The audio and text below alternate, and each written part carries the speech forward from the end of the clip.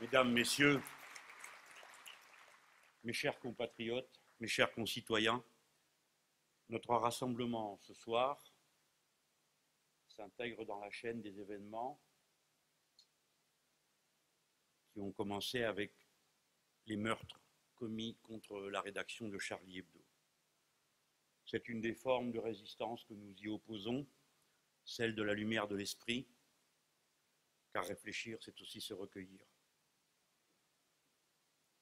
Chacun d'entre nous peut être une barrière contre la bêtise, contre le fanatisme, contre l'obscurantisme, mais aussi chacun d'entre nous peut être un foyer du renouveau républicain dont nous avons eu ce week-end l'heureuse prémisse. Pour commencer et pour marquer le sens du moment qui nous réunit, je vous propose de participer tous ensemble à un rituel militant qui nous est venu d'Amérique latine. Lorsque nous conduisons les nôtres à leur dernière demeure, nous nous levons, leurs noms sont énoncés, et pour chacun d'entre eux, il est dit présent. Pourtant, c'est le moment où, plus que jamais, leur absence pèse.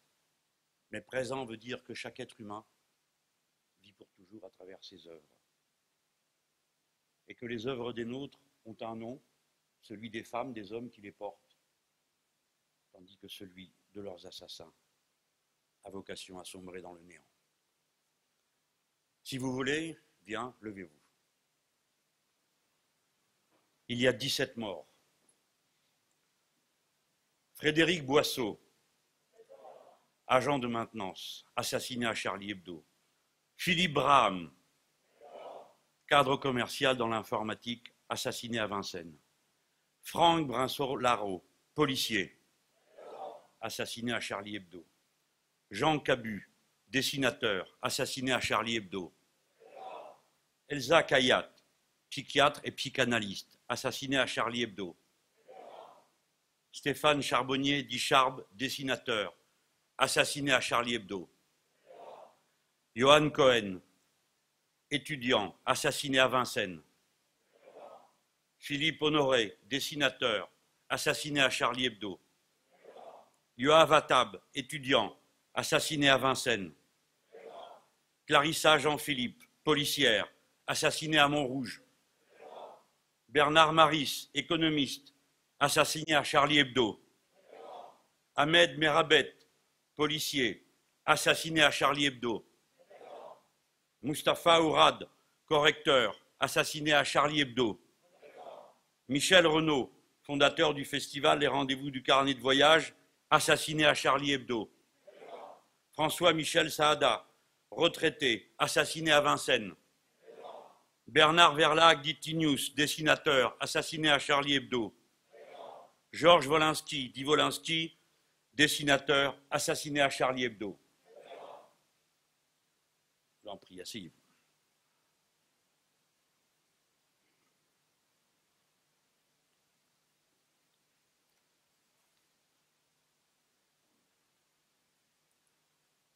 Mes chers concitoyens, dans le malheur où nous nous trouvons, nous sommes frappés à l'endroit où nous pouvons donner le meilleur de nous-mêmes.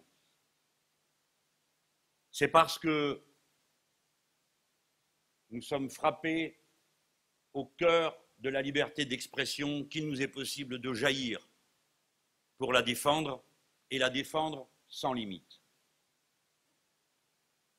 Comme il est juste, ce préambule de notre Déclaration des droits de l'homme et du citoyen qui pourtant date du 24 août 1789, quand elle dit « Les représentants du peuple français constitués en Assemblée nationale, considérant que l'ignorance, l'oubli ou le mépris des droits de l'homme sont les seules causes des malheurs publics et de la corruption des gouvernements, ont résolu d'exposer dans une déclaration solennelle les droits naturels, inaliénables et sacrés de l'homme, afin que dans cette déclaration, constamment présente à tous les membres du corps social, ils soient rappelés sans cesse leurs droits et leurs devoirs. »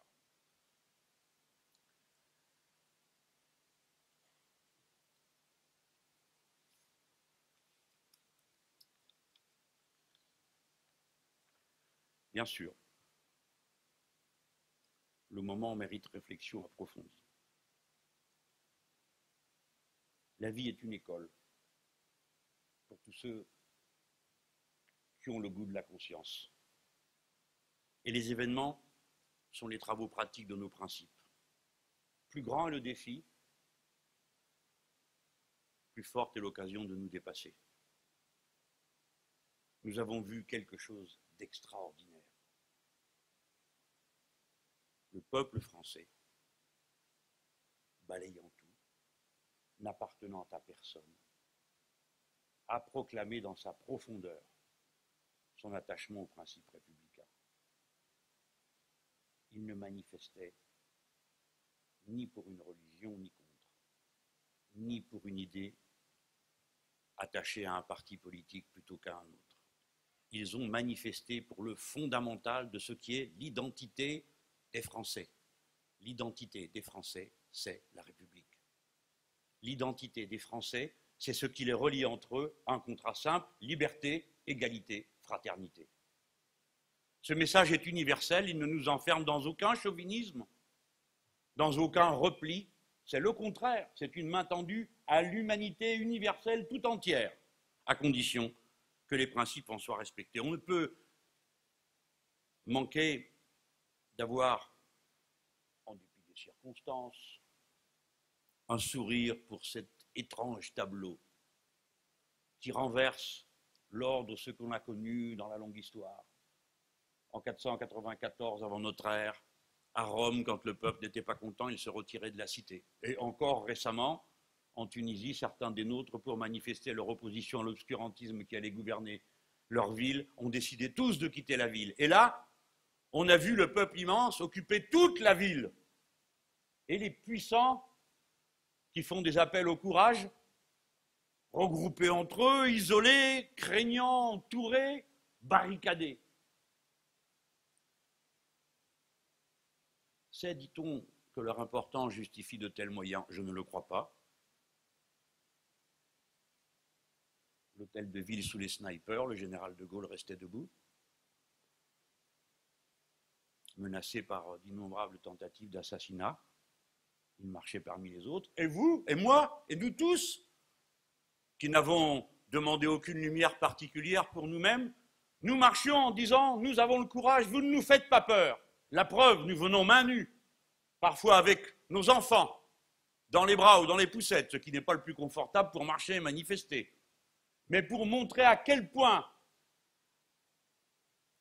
vous ne méritez même pas le nom de terroriste, car vous ne nous terroriserez pas, quelles que soient les circonstances.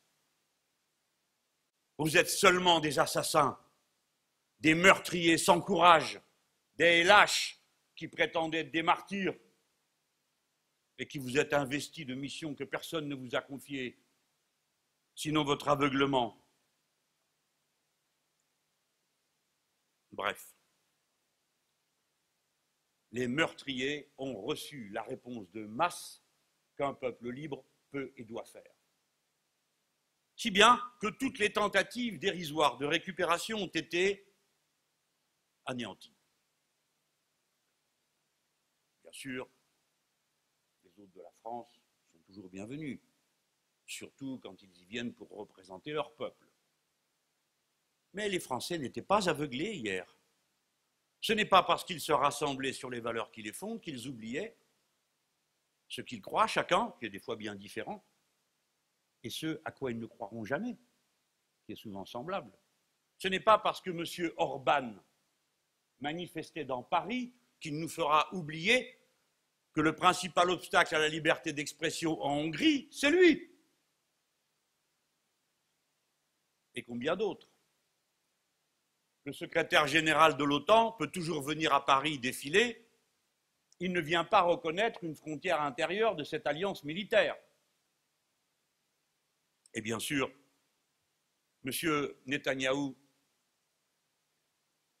ne pouvait pas faire oublier de quoi il est tenu pour responsable par d'innombrables Français, mais surtout et avant toute chose, d'un acte singulièrement inadmissible pour nous, qui est d'avoir voulu faire le tri entre les Français en supposant que d'aucuns auraient un foyer ailleurs que dans leur propre patrie. Le rabbin Haïm Korsia, hier, a fait la réponse lumineuse qu'il fallait faire quand il a dit « La France a retrouvé en ce 11 janvier 2015 les valeurs qui ont fait d'elle le phare du monde. » Et quand il a conclu, nonobstant tous ceux qui voudraient nous trier, peut-être pour rappeler à M. Netanyahou que les Juifs de France sont français, citoyens à part égale avec tous leurs compatriotes, il a dit, le rabbin, « La France est notre espérance ». Et je rappelle encore une fois que dans l'histoire de France, c'est la rupture qui fait sens, la grande rupture de la Révolution de 1789, mes chers concitoyens, qui institue la citoyenneté pour tous les Français, et y compris ceux qui étaient rejetés du bénéfice des lois communes sous l'Ancien Régime, je pense aux protestants et aux juifs, qui furent proclamés citoyens du fait de la proposition de l'abbé Grégoire, soutenue par Maximilien Robespierre. Occasion qui m'est donnée de vous rappeler que la République n'a besoin d'aucune église en particulier pour se recueillir, puisqu'elle dispose de son propre temple, le Panthéon, où vous pourrez trouver la tombe de l'abbé Grégoire. Ainsi, l'histoire profonde de la France, celle qui fait sens à partir de sa grande révolution, a hier submergé tout le pays, la plus grande mobilisation vue depuis la libération de notre patrie de l'occupation nazie. Oui, ce sont des événements immenses. Et maintenant, notre devoir est d'être à la hauteur de ces événements, à la hauteur de ce qu'a dit le peuple français, de ne sombrer dans aucune des formes de rabougrissement qui lui est proposée, comme par exemple, tout d'un coup, cet appétit que l'on voit pour créer en France un Patriot Act avec lequel ces messieurs dames se gargarisent. On espère pour eux que leur ignorance est égale à leur forfanterie. On espère pour eux qu'ils ne savent pas ce qu'il y a dans le Patriotic Act et quel est le bilan de ce Patriotic Act. C'est un bilan qui a été établi fort récemment, celui de ces articles de cette loi qui permettent les interrogatoires musclés, qui ont débouché sur les actes de torture qui ont été dénoncés au Sénat américain, il y a peu, en dépit de toutes les menaces et les pressions qui s'étaient exercées sur cette courageuse sénatrice. Quoi? L'expérience ne vous aura donc pas suffi? Vous ne savez pas que quand on commence à vouloir violer la loi commune, créer des tribunaux d'exception et des mesures exceptionnelles, ça finit toujours mal. La loi, toute la loi, rien que la loi, et si elle est insuffisante, qu'on nous dise en quoi, non pas sur la base de mouvements de menton, mais sur des observations techniques discutées avec les professionnels de la lutte contre le crime organisé, et non dans l'entre-soi de salons où chacun fait des surenchères. Enfin, vous ne le savez pas?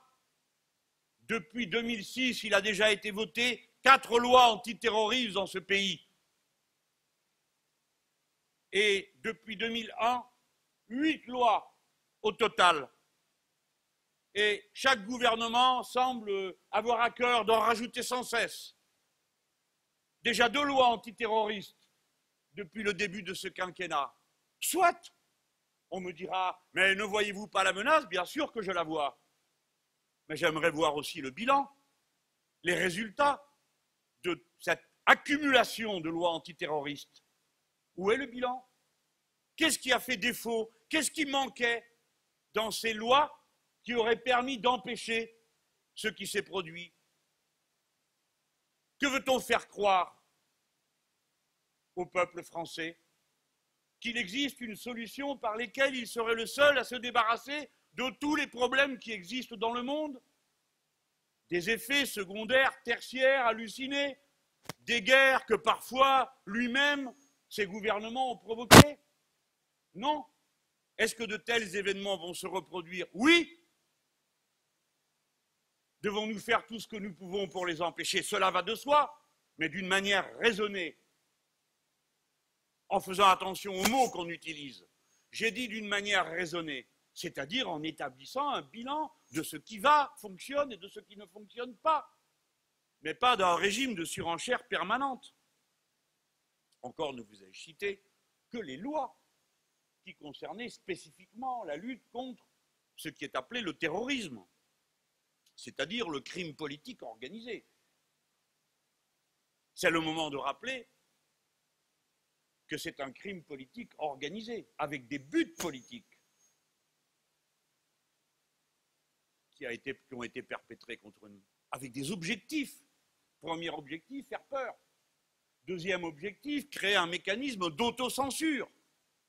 Car jamais Charlie Hebdo n'a violé la loi. Et quand il a violé la loi et qu'il y a eu des plaintes, il a été condamné. La déclaration des droits de l'homme, j'y viendrai tout à l'heure, est tout à fait claire sur le sujet. Bref. Il s'agit d'abord de faire peur, de créer un mécanisme d'autocensure, donc de se soumettre implicitement à une loi non énoncée dont certains seraient les gardiens violents et armés. Et enfin, nous diviser, faire exploser la communauté républicaine, c'est-à-dire le peuple un et indivisible, du fait qu'il formule ensemble par ses représentants ses lois et qu'elles sont appliquées à tous de la même manière, en tout cas on espère et on le veut. Rompre l'unité de la communauté légale, rompre la communauté républicaine au bénéfice d'autres communautés dont des chefs autoproclamés seraient les bons bergers, cruels et violents. C'est pourquoi tout commence par le renforcement des liens républicains entre les Français, entre ceux qui vivent, travaillent sur ce sol. Je dis les Français non par chauvinisme, mais vous m'avez compris, par sens civique, parce qu'ils sont tous citoyens. La première des tâches est le renforcement républicain. Et ce renforcement républicain passe par la conscience. Quelle que soit la difficulté, c'est elle qui nous tirera d'affaire. Et le mécanisme le plus précieux de la conscience est le discernement. Être capable, dans le fouillis des émotions légitimes qui, des fois, ouvrent l'esprit, mais parfois le ferment. Dans le fouillis des pulsions, des faits contradictoires, des choses que l'on croit avant même de s'être informé correctement, c'est-à-dire contradictoirement. Ce que l'on nomme en quelque sorte des préjugés. Le discernement, c'est le travail d'une conscience adulte. Le discernement s'opère en fonction des points de repère et de référence que l'on trouve en soi-même par son éducation, par ses convictions, par le poids de l'expérience que l'on a pu acquérir. Plutôt qu'un troupeau affolé, la République rassemble des êtres conscients. La principale force de résistance dont nous disposons est celle-ci. Réfléchir. Et les mots comptent. Je ne suis pas d'accord avec le recours au mot guerre. Je comprends bien, et je ne veux pas faire le précieux, que parfois le mot vienne à la bouche pour indiquer un combat général. Je n'en ferai pas le reproche à celui-ci ou celle-ci qui viendrait à l'utiliser, mais pour désigner autre chose. Le mot guerre dans la bouche d'un responsable politique a un grand sens. En l'occurrence, on sait bien sur quoi elle déboucherait. S'il y a une guerre, il y a un ennemi. Mais ce sont des citoyens français qui en ont assassiné d'autres. Alors il y aurait donc un ennemi de l'intérieur. Comment le reconnaîtra-t-on? J'espère que personne n'est d'accord ici pour dire que ce sera au faciès, je le sais bien. Mais certains y ont pensé. Ou parce qu'ils pratiqueraient telle ou telle religion qui les rendrait suspects d'avance. Certains y ont pensé. Et ont proposé une espèce de retour de la loi des suspects que le reste du temps on me reproche, au motif que Robespierre l'avait voté, mais là, de la manière la plus incroyable qui soit. Les gens qui seraient suspectés d'être des fondamentalistes religieux devraient être préventivement arrêtés et équipés peut-être d'un bracelet électronique ou d'être enfermés. C'est ce qu'a proposé M. Kuckerman. Il n'y a pas plus grande folie que celle-là. Si nous faisons cela, c'en est fini de l'unité du peuple français. Ce sera la suspicion permanente, universelle de chacun contre tous. Il est vrai que cela coïncide avec un programme politique qui a été énoncé de longue main. Après que le mur de Berlin soit tombé, la puissance dominante, l'hyperpuissance, a bien compris qu'elle ne pouvait pas construire son futur et continuer à dominer du seul fait de sa puissance et en quelque sorte du fait que la fin de l'histoire aurait été proclamée. C'est donc dès 1996 qu'on a vu apparaître sur la scène publique intellectuelle une théorie spécialement dangereuse, celle du choc des civilisations, qui a été adoptée dans l'enthousiasme par la plupart des responsables politiques de la planète. Et jusqu'au plus surprenant. Cette théorie dit, elle est de M. Samuel Huntington. Elle date de 1996 et elle a été depuis déclinée dans toutes les écoles de guerre liées aux États-Unis d'Amérique. Elle dit la chose suivante. Le niveau élémentaire auquel chaque individu adhère, avant toute chose et avant toute réflexion construite, c'est son appartenance à une culture. Cette culture fait civilisation. Et en dernier ressort, cette culture et cette civilisation renvoient à une religion. Et donc Samuel Huntington a proclamé que les civilisations étant assises sur des religions, il y aurait inéluctablement un choc à venir entre ces religions et donc entre ces civilisations. La thèse, évidemment, proclame un ennemi. C'est au fil des pages de M. Huntington, surtout l'islam, qui est considéré comme véhicule de violence par nature, mais aussi d'autres fois les orthodoxes, ce qui correspond à la géographie du monde qui convient à la domination de la superpuissance. Et au nom de cette thèse, on a vu cette chose incroyable, qu'alors même que la guerre froide était terminée, les budgets militaires ont fait des bonds extraordinaires à l'intérieur de l'Alliance Atlantique, jusqu'à représenter aujourd'hui, pour ce qui concerne les États-Unis d'Amérique et leurs alliés au sein de l'OTAN, 80% des dépenses militaires du monde, lesquelles ont doublé depuis la fin de la guerre froide. Alors même qu'en principe, l'ennemi hyperarmé d'autrefois, à supposer qu'il l'ait été, n'est plus là. Une ou deux citations vont me permettre d'éclairer ce fond doctrinal devant vous. Car bien sûr, au début, M. Huntington, puis les autres, depuis cette date, ont tous dit qu'il fallait éviter ce choc des civilisations. Et ils ont commencé par dire que, bien sûr,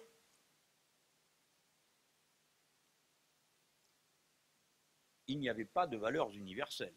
Car s'il n'y a pas de valeurs universelles, vous comprenez tous que la guerre reste la sortie possible, la force, le moyen ordinaire d'intervention.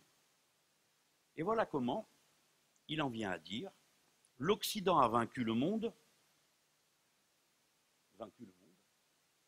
non parce que ses idées, ses valeurs, sa religion étaient supérieures, mais plutôt par sa supériorité à utiliser la violence organisée. Les Occidentaux l'oublient souvent, mais les non-Occidentaux, jamais. » Ensuite, le texte dit « Les Occidentaux doivent admettre que leur civilisation est unique, mais pas universelle, et s'unir pour lui redonner vigueur contre les défis posés par les sociétés non occidentales.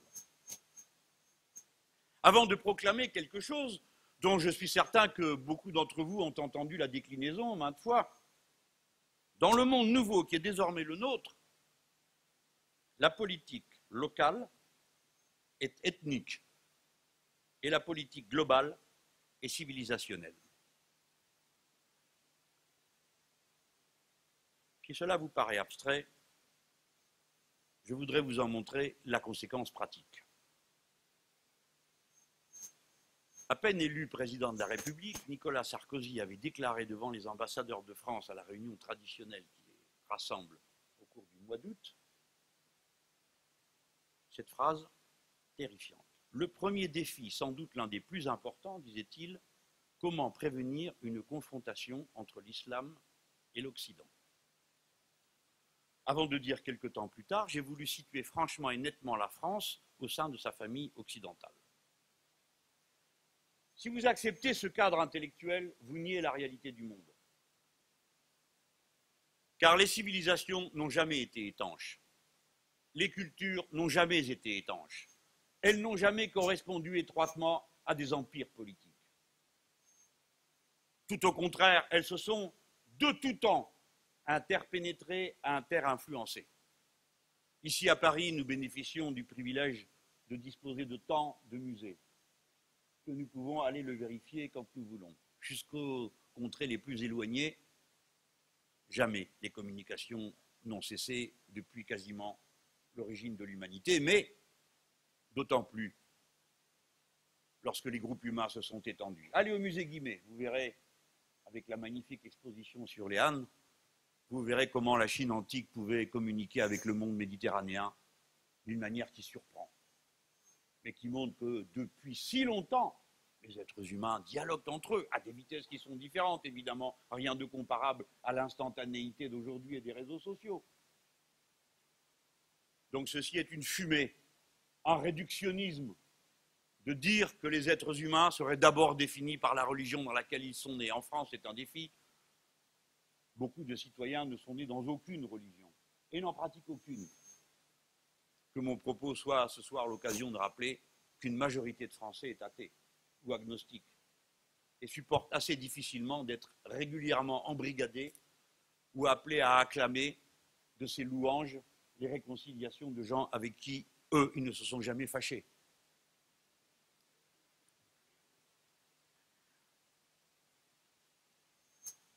La violence que contient la phrase que je vous ai lue tout à l'heure, comment prévenir une confrontation entre l'islam et l'Occident, est une négation de la réalité de nos sociétés. Car la diversité du monde est dorénavant dans chaque pays. Tel est un effet mécanique de l'explosion du nombre des êtres humains. On ne peut pas avoir pour logique l'extermination des uns par les autres ou leur déportation, comme d'aucuns l'ont suggéré récemment.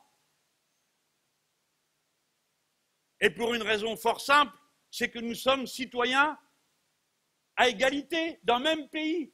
Il s'agirait donc, si l'on acceptait la thèse d'un conflit entre l'islam et l'Occident, de proclamer une guerre civile. Et ensuite, qu'est-ce que cet Occident dont on nous parle? Un système d'alliances militaires dans lesquelles il y a des Occidentaux aussi peu convaincants que les Japonais. L'Occident est une construction intellectuelle qui mérite le respect que mérite toute construction intellectuelle, mais pas davantage, car elle doit être soumise à l'épreuve de la vérification. L'Occident, ça existe, en partie, et en partie, ça n'existe pas. Telles sont les réalités. En tout cas, la France n'est pas une nation occidentale.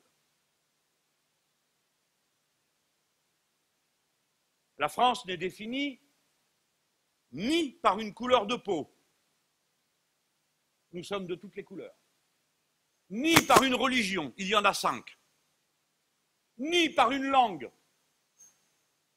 Ils continuent à s'en parler, qui sont là depuis longtemps, mais ce n'est pas tout. Le français n'appartient pas aux Français. 19 pays l'ont en langue officielle. Ce n'est donc pas non plus la langue qui constitue l'identité nationale des Français. Ce qui la constitue, c'est le pacte politique qui les réunit, dans lequel il n'y a pas de place pour l'Occident. Il y a de la place pour la citoyenneté, la liberté, l'égalité, la fraternité. Ce sont donc deux conceptions qui n'entrent en communication l'une avec l'autre qu'à la condition que l'Occident reste une catégorie, une métaphore, un ensemble de faits qui n'entrent pas dans le domaine de la politique. La France est une nation universaliste. Par sa position géographique présente sur les 5 continents, par le fait que ses plus longues frontières ne sont pas en Europe, mais dans le Nouveau Monde, par le fait qu'elle est aux portes de tous les continents et qu'elle dialogue avec tous les continents, par sa population et par les échanges les plus directs. C'est ainsi. Alors, comme tous les peuples, nous avons une contribution particulière à l'histoire de l'humanité universelle. Par exemple, notre manifestation hier, notre mouvement hier, quelles qu'aient été nos convictions politiques, religieuses ou autres, quand nous sommes entrés dans la marche, non pas entourés de snipers, je ne sais quoi, mais les uns les autres, nous bousculant un peu, nous serrant souvent, nous avons donné un signal sur lequel le monde ne se trompe pas. Il est entendu non pas comme un signal français, sinon par le lieu où il se déclenche, mais qui est entendu comme un signal de langue humaine. Hier, nous parlions la langue de l'humanité universelle, car les êtres humains, sur toutes les latitudes, aspirent tous à la liberté, à l'égalité et à la fraternité. C'est pourquoi ce fut un moment si important et pourquoi on peut parler sans exaltation, mais avec fierté de notre contribution particulière à l'histoire de l'humanité universelle avec nos principes républicains. En être fier et dire nous disposons d'une recette qui peut permettre d'échapper au pire. J'ai dit, première conclusion de ce qui s'est passé, le discernement, le refus des surenchères, soi-disant sécuritaires. Je dis maintenant, nous n'avons pas à nous confondre avec un camp, nous avons à nous confondre avec ce qui compte à cette heure, l'intérêt général humain. Et par conséquent, il faut refuser, d'après moi, les formes politiques qui nous lient à un affrontement général. Je veux dire par là notre participation, intégrée de manière de plus en plus violente, à l'OTAN. Organisation militaire dont la caractéristique est la suivante. Elle prétend s'occuper de l'Atlantique Nord et elle intègre des gens qui n'ont aucun rivage sur l'Atlantique Nord, polonais, bulgares, et chaque jour on essaye d'en embrigader d'autres, des Ukrainiens, et ainsi de suite, des Afghans. Il n'y a pas de frontières. Et deuxième élément, une organisation militaire qui perd toutes les guerres qu'elle entreprend et qu'elle déclenche. Car jusqu'à présent, l'OTAN les a toutes perdues. Celle de l'Afghanistan, celle de la Libye, celle de l'Irak, et ainsi de suite. Parce que partout, elle repose sur le même principe. La force et la violence suffisent pour imposer les vues qui correspondent aux intérêts de quelques-unes des nations du monde, et peu importe les dégâts que cela produit, parce que la force suffit à elle-même. Eh bien non. La force est l'usage de la force quand elle n'est pas appuyée sur un droit reconnu par tous, n'engendre que de la haine, de la volonté de vengeance et du souci de représailles. Il est étonnant qu'il faille en venir à l'énoncé de choses aussi évidentes. Mais apparemment, tout le monde ne les partage pas. C'est pourquoi le point de vue que j'exprime, comme le point de vue qui, à mon avis, s'est exprimé dans la rue, est un point de vue profondément politique. Quand le peuple français se met en mouvement pour dire qu'il veut la République, qu'il veut la liberté d'expression, qu'il veut l'égalité, qu'il veut la liberté, qu'il veut la fraternité, il agit profondément politiquement. Ce n'était pas une manifestation bisounours. C'était une marche très profondément politique. Et son impact maintenant est un enjeu. Vous allez voir.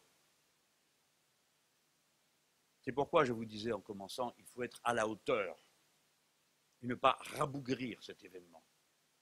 Et la première des manières de le rabougrir serait de le laisser être approprié par tel ou tel. Donc, le choc des civilisations, voilà le projet conjoint de tous les violents.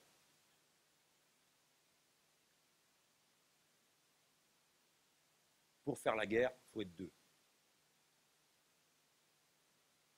L'un épaulant l'autre et embrigadant tant qu'il peut. J'ai dit notre résistance, c'est le discernement. Notre résistance, c'est aussi le fait de refuser, d'embrigader des gens, de les assigner à une place politique qui n'est pas la leur. Tous ceux qui procèdent à l'amalgame servent l'ennemi, car l'ennemi est faible. La cause qu'il défend est faible, elle est isolée. Ce n'est pas parce qu'il tue beaucoup de monde d'une seule fois, parce qu'une arme le permet, qu'ils sont autre chose qu'une bande d'assassins. L'histoire de France fournit les matériaux qui permettent de résister à cette situation. Que cette conférence apprenne par les éléments que j'ai donnés et par ceux que je vais donner à ceux qui ne le sauraient. Non, la France n'a pas découvert la laïcité dans un colloque savant. Elle l'a mis au point au terme de 2 siècles et demi de guerre civile ouverte ou larvée. Ce pays est le pays de la laïcité, alors que, dans son histoire initiale, du moins telle qu'elle est racontée par ceux dont c'était le métier de le faire, à l'époque, elle serait née d'une volonté spéciale de Dieu, que Grégoire de Tours rapporte dans son livre qui s'appelle Gesta Dei per Francos, la geste de Dieu à travers les Francs, résulte d'un prétendu baptême du roi Clovis, dont on nous a encore rabattu les oreilles récemment, etc., etc. C'est donc le pays qui prétendait être né de cette façon qui est aujourd'hui le berceau de la laïcité. Ça a commencé il y a longtemps. Alors bien sûr, vous trouverez dans l'Ancien Régime des versions contradictoires. Vous allez trouver le prétendu Saint-Louis, Louis IX, bizarrement installé à l'extrême gauche dans l'hémicycle du Sénat, saint pour des raisons qui m'échappent, puisqu'il fut l'inventeur du percement de la langue au fer rouge pour les hérétiques et organisateur de plusieurs bûchers de Torah avant la décision d'expulser les Juifs de France. Décision qui, fort heureusement, n'eut aucun effet. Vous trouvez ce genre d'exemple. Mais vous trouvez d'autres rois, comme Philippe le Bel, 1300 et des brouettes. Le pape dit vous n'avez aucune autorité sur l'Église et ses impôts et ses nominations. Puisque je commande au spirituel, je commande au temporel. C'est la bulle Unam Sanctam. Le roi était très en colère. Il a fichu la bulle au feu. Ça, c'est l'histoire. Hein. Mais avant, ils avaient pris des notes. Et ils ont demandé à l'université de Paris, qui était une université, la Sorbonne, hein, une université religieuse, de dire ce qu'ils pensaient de ce texte. Pas le texte, le résumé. C'est pas d'aujourd'hui hein, qu'on fait de la politique. Hein. Donc, il leur envoie le résumé. Et les autres disent, nous, on ne sait pas ce qu'il y a dans le texte, mais ce qu'il y a dans le résumé, c'est hérétique. Alors le roi dit, le pape est un hérétique. Et de cette manière, il dit, c'est moi qui commande au temporel et c'est moi qui décide des impôts, et on ne nommera pas les évêques sans moi. Et c'est comme ça que ça se passe.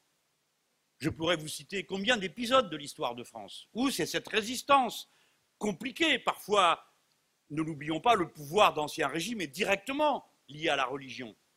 C'est au XVIe siècle que paraissent les premiers textes qui disent « toute tentative, tout pouvoir qui procède de la religion est une imposture ». Au XVIe siècle, ici, les États de la Lune et du Soleil de Cyrano de Bergerac et combien d'autres qui écrivent sur ce thème. Quelle lente, lente bataille, opiniâtre, pour faire comprendre que la racine du pouvoir, s'il voulait être légitime et ne pas reposer que sur la force, devait d'abord écarter le poids de la vérité révélée dans la décision publique.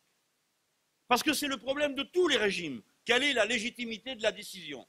Pourquoi vais-je me soumettre à la loi? Pour ma part, je m'y soumets parce que j'y consens, non pas à la loi, mais à la règle qui la proclame. J'accepte, comme vous, que 51 décide quand 49 sont de l'avis contraire. Ça ne change pas ma conviction. Je reste toujours de mon avis. Et d'ailleurs, souvent, je continue après. Mais je me soumets à la loi, c'est-à-dire que je la respecte. Pourquoi? Parce qu'elle a été décidée par tous, par leurs bulletins de vote et leurs représentants. Nous acceptons tous cette règle. Mais s'il n'y a pas cette règle, que voulez-vous d'autre qu'il y ait? La force. Et le problème des régimes de force, c'est qu'ils ne se maintiennent que par la force, et c'est épuisant. Et aucune société ne tient que par la contrainte de la force. Il faut que d'une manière ou d'une autre, une part substantielle de la population consente à l'ordre établi. Et quand elle n'y consent plus, aucun régime ne parvient à se maintenir. Dans la durée de l'histoire, bien sûr. Dans une vie humaine, c'est différent. Mais c'est ce que l'expérience a montré. La source de la légitimité de la décision dans la démocratie suppose la rupture avec des vérités révélées qui lui seraient extérieures. Voilà ce que nous avons compris dans ce pays, après avoir tout essayé de s'entre-massacrer. La Saint-Barthélemy, ça a été un événement français. Et on voit cette pauvre Médicis dire « oui, mais écoutez, bon, quand même, le roi est le roi de tous les sujets. » Pas du tout, disaient certains. Il n'y a de royaume que catholique. Voilà ce qui a duré pendant tant de temps. Les derniers événements de cette longue histoire, ce sont les dragonnades, organisées sous Louis XIV. Si vous allez à Montpellier, vous verrez la statue de Louis XIV, il est tourné vers les Cévennes. Et vous regarderez vers le haut, vers Anduze, Saint-Guilhem du désert. Et là, il y avait les Camisards. Que demandaient ces gens? Croyez-vous qu'ils aient été moins convaincus que les autres? Certainement pas. Je n'essaierai pas de vous faire croire que c'était des tendres. Voltaire était à Ferney, qu'on appelle maintenant Ferney-Voltaire, mais il était là-bas bien après. Il était là-bas, craignant autant des fanatiques protestants helvétiques que des fanatiques catholiques de son propre pays. Non, ce n'étaient pas des époques à la tendresse. Mais dans cette violence, un principe se posait. Ces gens voulaient la liberté du culte. On martyrisa, tant qu'on put. La dragonnade consistait à installer des dragons dans chaque foyer où les gens ne voulaient pas se convertir, jusqu'à ce qu'ils se convertissent. J'aime mieux vous dire qu'au bout d'un certain nombre d'excès, c'était fait. Mais d'autres résistaient et tenaient tête. On massacra, on enferma. Un des exemples les plus frappants de cette résistance est celui de ces pauvres femmes que l'on appelait les emmurées. Et parmi elles, Marie Durand, internée 38 ans, qui avait écrit sur la margelle du puits où venait la communication, en langue occitane, résister. Si j'évoque cette figure, c'est parce que vous allez la retrouver dans votre histoire contemporaine. Quand ces pauvres femmes eurent fait tant d'années de prison, les rois s'étaient succédés. Pour finir, un avocat obtient leur libération du roi par une faveur. Il s'appelle Rabot Saint-Étienne. Et si vous allez à l'Assemblée nationale, à la salle des 4 colonnes, vous verrez le grand bronze où l'on voit le serment du jeu de paume. C'est le jour où on dit, vous savez qui, dit, allez dire à votre maître que nous sommes ici par la volonté du peuple et que nous n'en sortirons que par la force des baïonnettes. C'est-à-dire que ce jour-là, il y a d'un côté le maître, de l'autre côté le peuple. Eh bien, la scène est représentée, on voit les gens le bras levé, prononçant le serment, et souvent on ne fait pas attention au premier plan. Au premier plan, vous avez un homme qui a les bras ouverts, il y a d'un côté un pasteur, de l'autre côté un prêtre catholique, Et l'homme qui ouvre les bras de cette façon, c'est Rabot Saint-Étienne, le fils de l'avocat en question. L'histoire longue, lente, profonde, continue à travailler. Que l'agitation, l'excitation de notre période si fascinante d'information en continu ne vous fasse pas croire que cette histoire longue, sa voix, ses frémissements ont cessé de travailler la profondeur de ce pays, quel que soit l'endroit d'où l'on vient d'abord. Voyez que le Jacobin qui vous parle, républicain, patriote, engagé, comme vous le savez, à gauche, a tout juste un grand-père français, parce qu'il a choisi d'être français et pas parce qu'on l'a repeint. Vous voyez, telle est la force d'absorption. J'entends souvent parler de l'ascenseur en panne sociale, et tout ça est vrai. Mais la machine à faire France de tout bois, elle peut continuer à fonctionner continuellement à condition que nous le voulions. Parce que nous n'appelons à aucun chauvinisme, comme je l'ai dit tout à l'heure, à aucune identité qui nous retrancherait du reste de l'humanité. C'est l'inverse. Nous appelons à une identité commune que nous pouvons partager avec n'importe quel être humain. J'ai dit, nous avons fabriqué cette idée de la laïcité parce que nous avons essayé tout le reste et que le reste ne marche pas. Tout a été essayé, le massacre, les dragonnades, les assassinats. Mais cheminant déjà dans l'obscurité de ces violences dont personne n'arrivait à sortir, où vous étiez sommé chaque jour de choisir votre camp, jusqu'à ce jour terrible où il arrive que même un aussi brillant esprit qu'Albert Camus soit conduit à dire « Hélas, s'il me faut rejoindre les miens, maudit soit le jour qui vous oblige à rejoindre les vôtres, si cela signifie que c'est pour détester les autres. » Bref,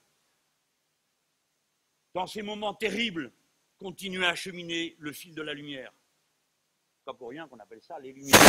Regardez des personnages aussi incroyables que Montaigne. Quand les uns sont pour le roi catholique et disent qu'il ne peut y avoir de roi que catholique, pas de bol, Henri IV est protestant. S'il veut être Henri IV, il ne faut pas qu'il soit protestant. Mais tout le monde fait semblant. Il y a un parti qui travaille à ça, qui dit nous, on se fiche de savoir de quelle religion il est, du moment que c'est l'ordre, l'aîné de la branche aînée, etc. Ce qui déjà n'a plus rien à voir avec le message de la vérité révélée. C'est un ordre purement politique. Et c'est ça qui a sauvé à ce moment-là le royaume de l'explosion à laquelle il semblait plus que voué. Et d'ailleurs qui était commencé. D'un côté les protestants, de l'autre côté les Espagnols, chacun faisait ses courses. Tuait, entretenait, payait.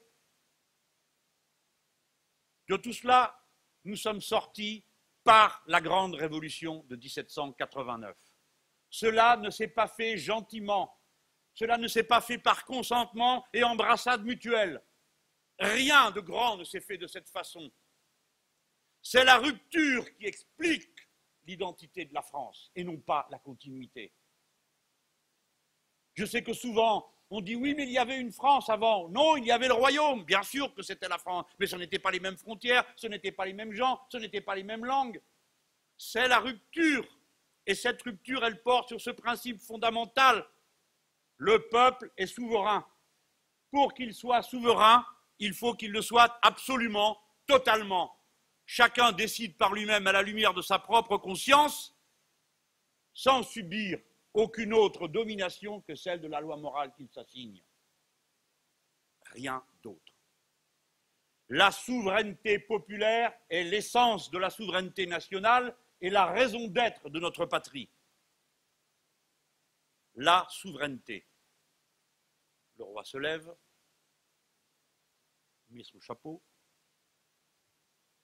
et demande à ceux qui sont pour lui reconnaître le droit de veto de se mettre à sa droite, comme les élus de Dieu l'étaient, paraît-il, selon la Bible, et à sa gauche, les mécréants, les mauvaises âmes, vouées à l'enfer, comme c'est écrit dans le livre. Et les gens se lèvent et se situent, patatras, il y en a plus à gauche qu'à droite. La souveraineté populaire, une et indivisible, est née ce jour-là. Et ce jour-là sont nées la droite et la gauche.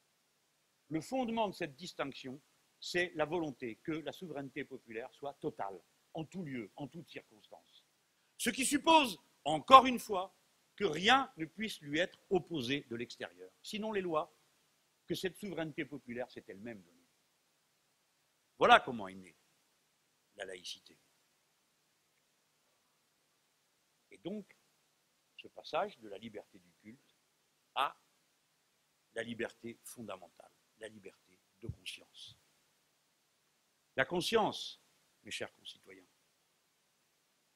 est en fait individuelle. Le mot individu ne renvoie pas à une malédiction. L'individu, ce n'est pas forcément l'égoïsme. Mais l'individu, c'est le droit d'être soi-même et d'être son propre maître. Le principe de souveraineté qu'on a établi dans la société, on veut l'établir sur soi-même. Disposer de soi absolument et totalement librement. L'individu est l'ami de la démocratie. L'individu éclairé va vers son émancipation et donc vers la République, par les méthodes de la République. Voilà pourquoi l'individu est l'ennemi de tous ces gardiens de troupeau qui ne veulent pas entendre parler de liberté de conscience, parce que la liberté de conscience vous institue comme individu, vous crée, vous met devant cette terrible responsabilité d'être un être humain, de prendre des décisions qui concernent toute votre vie, sans savoir vraiment toujours bien de quel côté il faut aller et de quel côté il ne faut pas aller, raison pour laquelle parfois vous vous tournez vers les enseignements moraux de telle ou telle religion ou de telle ou telle philosophie. Cette terrible et magnifique responsabilité qui fait de vous un être humain et qui fait que sans cesse nous essaierons de pousser les frontières qui vous retiennent en deçà de cette grandeur. Le droit pour les femmes de disposer de leur corps, droit qui doit être inaliénable, indiscutable, constitutionnel, droit de décider de sa propre fin. Et vous savez tout ce que cela implique, de difficultés terribles, parce qu'il faut décider, donc être responsable de soi-même. Il y a un lien entre la bataille pour la souveraineté populaire, la liberté de conscience et la splendeur d'être un être humain conscient. Ces choses dans nos esprits sont liées. Nous admettons que d'autres pensent différemment que nous. Mais je voulais, en m'exprimant ce soir, montrer cette cohérence que vous partagez, je le sais bien, avec moi. Oui, nous sommes très construits. C'est pourquoi nous sommes irremplaçables. Voyez-vous, combien de fois on entend dire que les cimetières sont remplis de gens irremplaçables, comme si on pouvait remplacer un Charb, comme si on pouvait remplacer un Cabu, comme si on pouvait remplacer ceux qu'on vient de nous tuer, qui marchaient devant, comme marchent devant toujours dans l'humanité les poètes, les dessinateurs, les créateurs, les musiciens, ceux qui trouvent, ceux qui cherchent, ceux qui inventent et qui nous permettent d'être meilleurs comme êtres humains. Et tout derrière à la queue, des gens comme moi, des militants politiques, non, vous devant. J'ai dit, rien ne s'est fait tranquillement. Tout se fait par la force de l'engagement, de la volonté. Plus d'un dans ce pays ferait de se souvenir, bien de se souvenir de cette histoire longue, avant de mépriser tel ou tel. Je ne cesserai de vous dire, de vous rappeler, que la religion dominante dans notre pays, que je n'ai pas l'intention de flétrir ici en tant que foi, bien sûr que non. Combien de mes proches la partagent, cette foi-là. Mais en tant qu'institution, c'est une autre paire de manches. Jusqu'en 1906, dans l'encyclique Vehementer Nos, le pape condamne le suffrage universel. En 1898, il condamne la liberté de la presse. Il y a des gens qui oublient, pas moi, ni vous. Il faut que décidément, chacun reste à sa place. La religion chez elle, dans ses lieux de culte, respectueuse de l'interdiction formulée dès les premiers jours de notre République, que le culte s'exprime ailleurs que dans les lieux prévus à cet usage, et dans la conscience de chacun, étant libre de lui-même et nulle part ailleurs.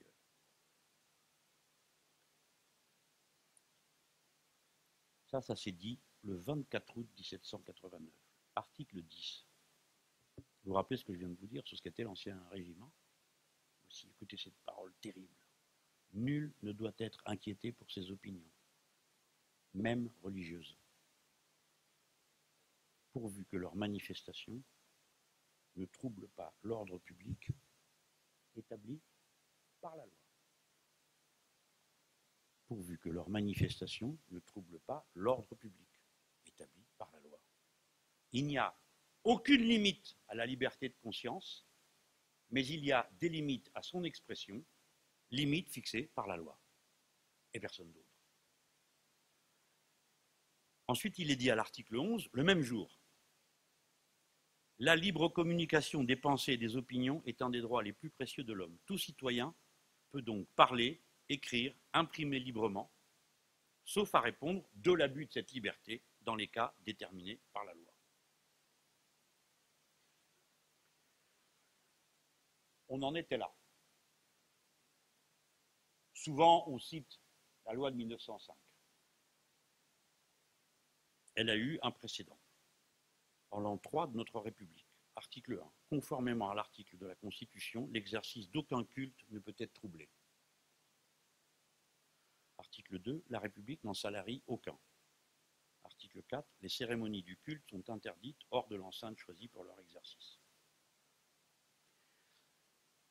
Si je vous fais ces lectures, c'est parce que j'ai commencé mon exposé en mettant en valeur l'importance qu'avait l'idée de discernement.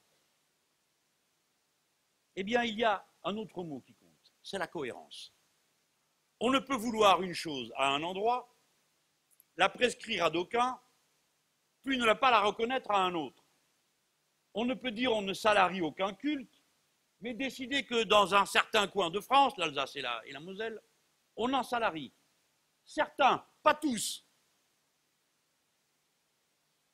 On ne peut dire que de quel droit ces gens viennent-ils commettre ces actes de barbarie au nom du blasphème, alors que quand soi-même on punit le blasphème, comme c'est le cas dans les lois concordataires qui s'appliquent au département français d'Alsace et de Moselle.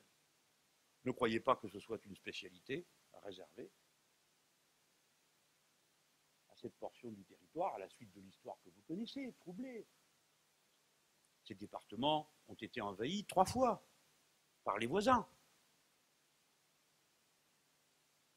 pour différents motifs, qu'on n'oubliera pas. Pays où le blasphème est puni par la loi, en Europe. L'Allemagne, l'Autriche, l'Italie, où de plus un chef religieux bénéficie d'un privilège étatique qui a été rétabli par la force par les armées de Napoléon III. Ennemi viscéral de l'unité italienne pendant des siècles. Délit de blasphème en Grèce, au Danemark, aux Pays-Bas. Aux Pays-Bas, jusqu'à ce qu'on assassine un metteur en scène, précisément au nom du blasphème qu'il aurait commis. À ce moment-là, la législation a commencé à bouger, sans renoncer totalement à l'idée. Je continue. La Finlande, la Norvège, l'Irlande.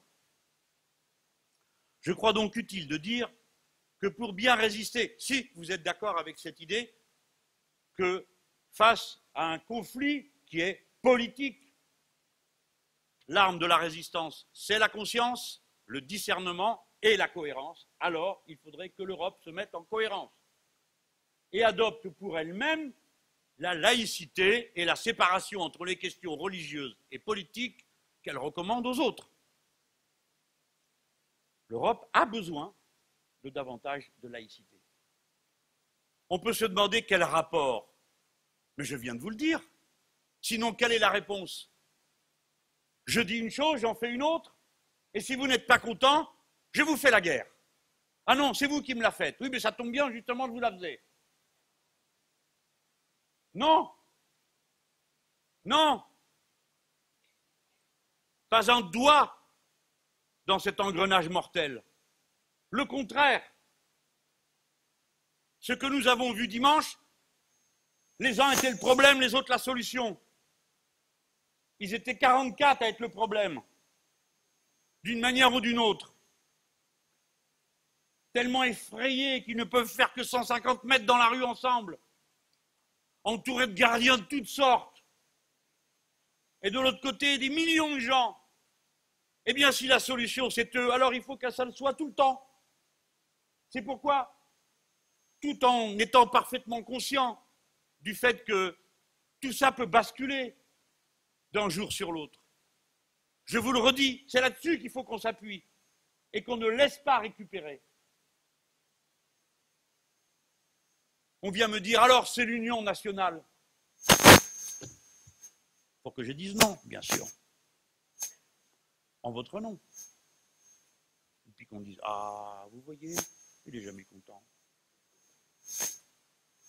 Mais l'union nationale, c'est une formule politicienne de rapt de la souveraineté populaire. Des gens s'entendent entre eux et disent, puisque nous sommes tombés d'accord entre nous, c'est ça qu'il faut faire. Hein, les gens, que vous êtes d'accord, comme en 2005. Hein, que vous êtes d'accord. Vous n'êtes pas d'accord, tant pis, c'est comme si vous étiez d'accord. On nous l'a déjà fait, celle-là.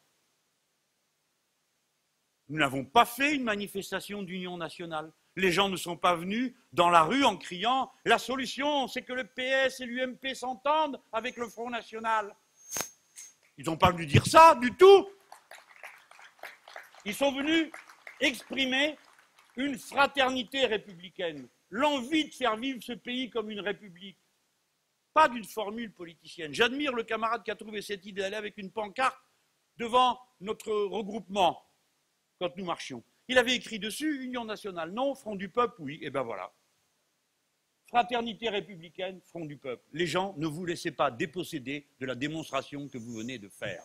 C'est le grand nombre la solution quand il se mobilise. Quand il se mobilise, rien ne lui résiste. C'est pourquoi il va être frappé de toutes les manières encore possibles.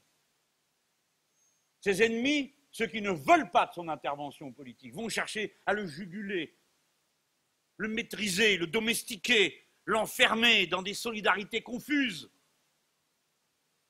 Alors voilà qu'il paraît que je suis invité à aller discuter avec M. Cambadélis. De quoi? De sécurité avec Cambadélis? Pourquoi pas? C'est un brave homme, mais je n'irai pas. Il y a un lieu pour discuter de ça, ça s'appelle le Parlement. Nous avons des organisations politiques, on ne va pas se mettre d'accord à deux sur une table sur ce qu'on va faire. Il y a déjà des paquets de lois, cher ami. Je veux bien aller vous voir si vous êtes capable de me dire le bilan de celle que vous avez vous-même fait voter ou voter personnellement. Non, non, non, pas ça. La souveraineté populaire est son expression pleine et entière. C'est tout ce que vous avez pour résister. C'est tout ce que vous avez pour résister. Sinon, vous serez ficelé. On agitera devant vous des crimes abominables, réels, pour susciter des solidarités qui ne peuvent pas être les vôtres. Nous n'avons pas oublié un seul instant dimanche nos divergences politiques, ni nos intérêts de classe, souvent différents, ni tout le reste. Nous sommes capables de nous dépasser, mais nous dépasser par le haut, pas par le bas. Par le haut, c'est-à-dire par quelque chose, encore une fois, qui tienne compte de l'exigence du moment. L'exigence du moment, c'est l'intérêt général humain. Le monde continue. Je ne voudrais pas qu'on oublie que dans quelques mois, quelques semaines, nous allons avoir le sommet climat en France. Vous allez voir, alors là. Si jamais Obama décide de venir, plus personne n'a le droit de sortir de chez lui. J'espère au passage qu'ils ont pris quelques leçons sur la manière d'organiser de manière efficace une sécurité collective de plusieurs millions de personnes, qui les rendent un peu moins arrogants, et pas nous refaire à Paris le cinéma qu'ils nous ont fait à Strasbourg la dernière fois pour le sommet de l'OTAN. Vous avez peut-être oublié, mais à la fin, il y avait un hôtel qui brûlait, les gens qui se battaient dans la rue. C'était extraordinaire. comme réussite policière grandiose. Hein. Ça, c'était signé Oncle Sam. Bon. Mais cette conférence va avoir lieu. Et cette conférence, qu'est-ce qu'elle met à l'ordre du jour? La catastrophe qui s'avance vers nous tous. Non pas les religieux musulmans, les religieux juifs, mais pas les religieux, les Allemands, les Français, tous les êtres humains. Il n'y a qu'un seul écosystème compatible avec la vie humaine. Donc il y a un intérêt général humain. Donc vous n'avez rien d'autre que votre pauvre tête pour trouver le moyen de nous sortir de là. Donc il faut que vous puissiez en discuter. Et pour que ça vaille la peine, il faut que vous disiez des choses contradictoires, parce que si tout le monde est d'accord, il y a quelque chose qui tourne pas rond. Voilà comment, plus que jamais, pour faire face à tous les défis, ce dont on a besoin, ce n'est pas d'embrigadement, c'est de conscience, c'est de discussion, c'est de plus de démocratie, pas plus d'organisation sécuritaire. Bien sûr, si le dispositif ici ou là a des failles, allez, comblons-les, qu'on nous dise lesquelles, qu'on demande d'abord ça à des techniciens et pas à des gens qui n'y connaissent rien ou qui lisent ça dans les livres pour faire des numéros. Ou des gens qui viennent jeter de l'huile sur le feu. Je vous ai lu tout à l'heure une ou deux déclarations, je garde les autres pour moi, parce que sinon on va dire que je polémique avec tout le monde, mais enfin quand même. Vous êtes bien d'accord pour dire que Mme Le Pen fait partie du problème qu'on a à régler. Qu'est-ce qu'elle a fait dans ce moment où les Français cherchaient une sortie par le haut? Qu'est-ce qu'elle trouve à dire? Un, il faut rétablir la peine de mort. Deux, il y a des gens qui vous ont toujours dit qu'ils étaient suspects, et ainsi de suite. C'est-à-dire quelqu'un qui crée la pagaille, la panique, et qui se réclame d'une fermeté qui tient qu'à la forme de son menton. Parce que le reste, il n'y a pas, il n'y a rien. C'est pas possible ce qu'elle dit. Ce que je propose en votre nom, ce que j'exprime à cet instant, ça c'est concret. Ça repose sur la résistance de masse populaire. La résistance à la contagion d'un venin idéologique. Répondre, non, ça n'est pas bisounours, répondre fraternité contre la guerre. On m'a dit ça. On m'a dit oui, c'est un peu facile. Ah bon? Vous croyez que c'est ce qu'il y a de plus facile, de faire la fraternité contre la guerre? Non, non, le plus facile, c'est de faire comme vous, madame, d'aboyer et de dire j'étais la première à vous dire que votre voisin est absolument suspect. Voilà. Ça, c'est à la portée de n'importe qui de faire ça. Mais quand on veut s'occuper de la France, on regarde ce qui s'est passé hier. C'est pas pour rien que personne ne voulait la voir. On regarde ce qui s'est passé. Voilà la splendeur du peuple français. Voilà. Mes amis m'ont dit qu'au-delà de 3 heures, personne ne supporterait la conférence. Il faut donc que je sache conclure. Je me résume. Notre devoir est le discernement. Notre devoir est la résistance consciente aux emportements et aux aveuglements. Notre devoir est l'amour de la patrie républicaine. Notre devoir est de ne pas nous identifier à des combats qui ne sont pas les nôtres. Nous ne sommes pas comptables de l'Occident. Nous sommes la République française universaliste. Nous appelons à un autre système d'alliance internationale altermondialiste. Nous sommes le pays de la laïcité, qui n'est pas une spécialité française davantage que la pénicilline n'est une spécialité des Irlandais. Le remède est bon pour tout le monde. C'est notre contribution à l'histoire de l'humanité universelle. Notre devoir est de toujours aller au-devant de la compréhension de ce qu'est l'intérêt général humain. Si nous comprenons clairement où il se situe, alors nous ne nous tromperons pas de cause. On peut faire beaucoup d'erreurs en politique. Mais le meilleur moyen d'en faire moins, c'est de se mettre toujours du côté des opprimés et des plus faibles, et du côté de la plus grande difficulté que l'on cherche à régler avec les autres. Enfin, je nous souhaite de n'avoir jamais à retourner avec les nôtres. Je nous souhaite pour 2015 et pour la suite une belle, bonne et grande République. En France, c'est la République qui a fondé la nation, ne l'oubliez jamais, pas l'inverse. En France, il n'y a pas de République sans républicain. N'imputez pas à ce beau mot les crimes de quelques-uns. Quand on parle de République dans ce pays, c'est trop souvent pour parler de maintien de l'ordre. ou d'un passé très discutable. Souvenez-vous que ça veut dire la chose publique, la République. La République, elle n'est jamais achevée. La République, ce n'est pas seulement ce que vous avez sur les yeux, sous les yeux, c'est ce que vous avez dans le cœur, c'est cette chose que nous allons construire. À la mémoire de ceux qui sont morts, pour défendre, en défendant notre liberté de conscience, quel qu'ait été le poste qu'ils occupaient au moment de cette bataille. Tâchons au minimum de tenir notre poste de combat personnel. Vive la République, vive la France.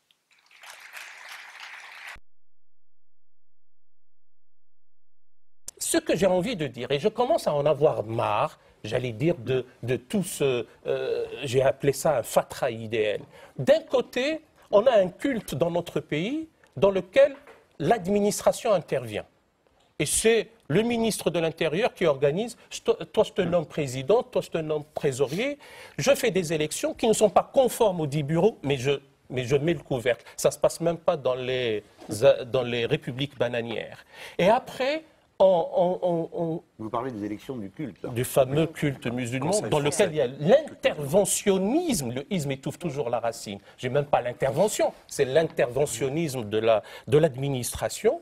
Et on refait ça avec des individus qui acceptent. Et on ne peut arriver inéluctablement, intellectuellement parlant, qu'à des Mera, qu'à des Nemours, qu'à des Kouachi ou des Koulibaly. Le grammairien aurait dit, on parle en antonomase. C'est-à-dire ces individus-là sont devenus malheureusement représentatifs d'une vision. La lecture est si complexe qu'il faut voir les raisons intrinsèques à la tradition religieuse islamique, tant en France que de par le monde, mais aussi des raisons extrinsèques qui sont venues les alimenter.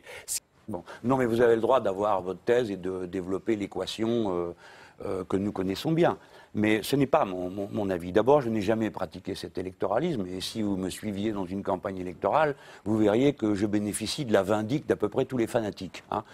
Pourquoi ? Parce que j'ai toujours condamné l'intervention du religieux, quel qu'il soit dans la politique. Et mon rôle n'est pas de participer aux campagnes politiques des uns contre les autres, d'un fanatisme contre un autre. C'est d'essayer de donner à voir la lumière républicaine. Et la lumière républicaine dit l'origine de tout ça est la volonté de faire intervenir la religion dans la politique. C'est ça que dit le discours républicain. Et c'est pourquoi il peut prendre de la hauteur et permettre d'intégrer tous nos compatriotes. C'est-à-dire que ceux qui sont d'abord la masse immense des athées, permettez-moi de vous dire, qui représente la majorité du peuple français, qui en a par-dessus la tête d'être pris en otage, je vous le dis franchement, de ces disputes religieuses qui le saoulent. Mais bon, il y participe avec bienveillance et il essaye d'exprimer un point de vue à l'extérieur de ça.